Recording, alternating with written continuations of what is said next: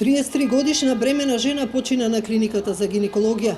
Трудницата била во третиот месец од бременоста и од болницата во Битола била испратена на клиниката за хематологија. Според неофицијални лекарски извори за Нова, жената воопшто не знаела дека плодот во незиниот стомак е мртов. Директорката на гинекологија ја потврди веста за Нова. Кога младата жена дошла на гинекологија, почнала борбата за незиниот живот.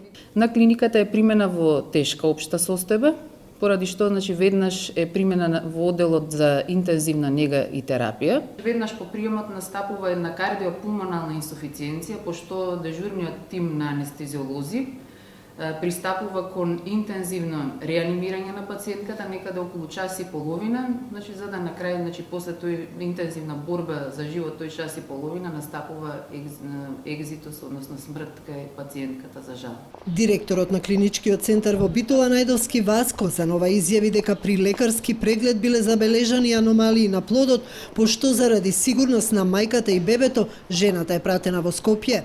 Неофицијални лекарски извори за Нова велат дека станува збор за занемарен случај и дека најверојатно смртта настапила поради распаднатиот плод во стомакот. Од тие причини дошло до хемолиза, зашто била и пратена на клиниката за хематологија. За тоа не би можела да кажам, меѓутоа колегиве од дежурната екипа на прегледот, ултразвучниот преглед кај трудницава е утврдено дека се работи за плод без срцева акција.